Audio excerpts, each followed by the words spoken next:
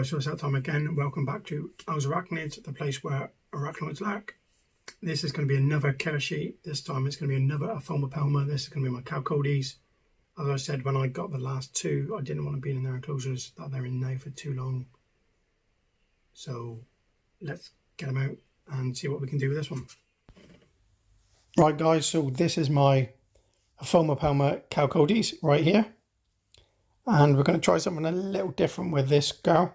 She is an adult female, or at least was sold to me as an adult female. We're going to try and move her from the tub that she's in, not straight into the new home because I need some of the stuff. So we're going to put her into the here. Just going to try and put the dry substrate on top because these guys like it really dry. So remember guys, these are the way I keep my tarantulas. I've had comments on previous ones of like, well, I don't do that, but that's up to you. So let's try and get this one out if we can. People keep tarantulas differently. So I had a lot of people saying about the Samani video and the fact that theirs burrow all the time. Mine has never burrowed or tried to burrow since I've had it. So that's the reason for its setup in the last one. All right, let's move this one over there. See if we can get it in different ways so you can get a better view of it.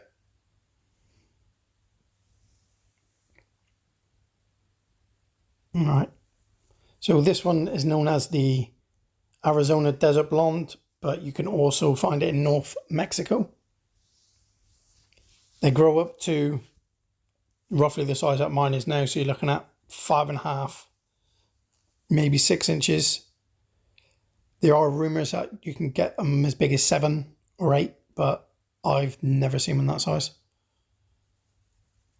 As you can see, it gets its name the Desert Blonde for the blonde hair all over its leg. It gets darker as it goes up. The carapace is like a blonde colour as well, with the abdomen with blonde hairs on over the top of the black. I'll see if we can get a decent look at this. I'm walking around now.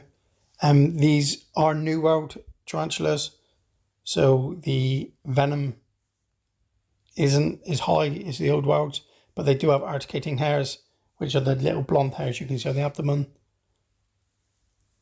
These are terrestrial ones, so they normally just stay on the ground, just chill out a bit, and especially this one, which I could probably now, if I wanted to, just pick it up and it wouldn't care. All it wants to do is get out of this box because the substrate is slightly damp at the moment. And these guys just like it dry. Right, so here's the setup. I'm going to do this as I'm doing this care sheet as well, just to try and help out. This is actually the bit cork bark that was in the old enclosure. As you can see, webbing on it is not from a different spider, it's from this one. This will help it settle in a bit better. So we're just going to set it up like this, put the water dish in, a couple of other little bits and bobs, and then we will go from there. I'm currently just putting in some like very dry leaf litter. This will be staying dry. As I said, these guys don't like it damp. I'm doing this just to try and cover any damp substrate for when she goes in, and hopefully this will help her feel a bit better.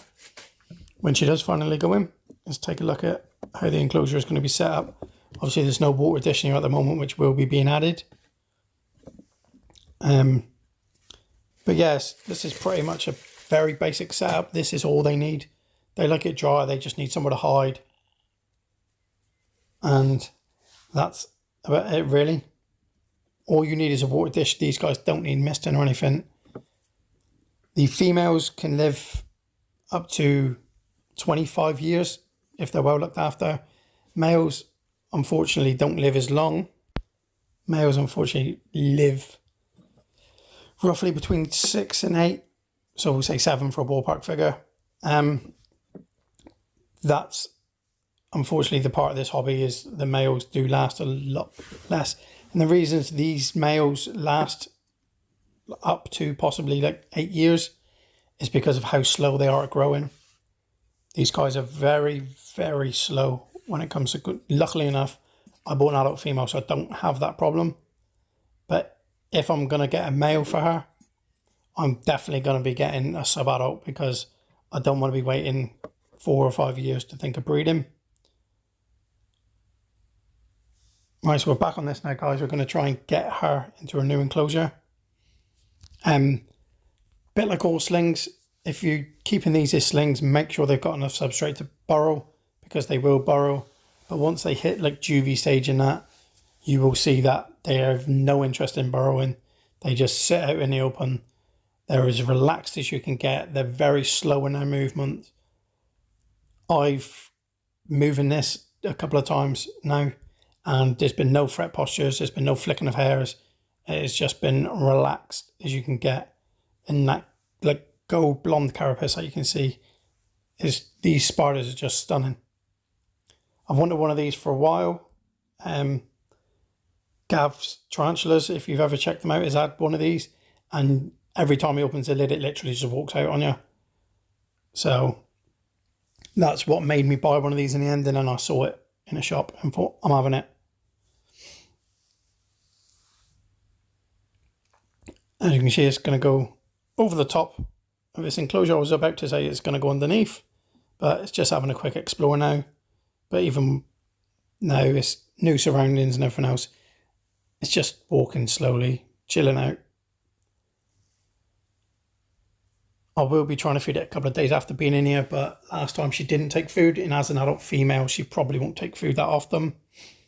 Food, I personally feed them either dubia roaches or Mario worms, because that's what I've got like farms and breeding of going on at the moment. As a juvenile, I would have fed this mealworms again. That's what I'm getting as a sling. I've got tiny little baby mealworms, which are the size of like 1 centimetre slings. So that's what I would be chucking in. I do mix it up every now and then so they get a different diet, but I also feed the feeders. So I know exactly what's going into them, know that they're getting their minerals and everything else, which will lead to healthier spiders. That's the reason I've decided to breed some animals. But here she goes now, exploring the glass. Not an arboreal, so she won't be on there for long. And there's not much more for me to cover on this video, guys. I'll be putting some facts across the screen. I'm going to do an editing. Right, guys, so I hope you enjoyed that video of the Alphonopelma Chalcodes. As I said when I was going through it, it likes it very dry. Obviously it's from the desert, all it needs is a water dish, nothing else. At the moment, some of the substrate that was in there is a little bit moist, which is why you would have seen it climbing around. Doesn't like the touch of wetness on its feet, but give it an hour or so, it will calm down. It'll go back on the top of its hide like it has been since I've had it, really. But hopefully it settles in a bit more. Hopefully the Samani settled in a bit more. We've still got 3 of the new enclosures to be using, and then we have an old enclosure to be using. So thanks for watching, guys, as always, and I'll see you on the next one.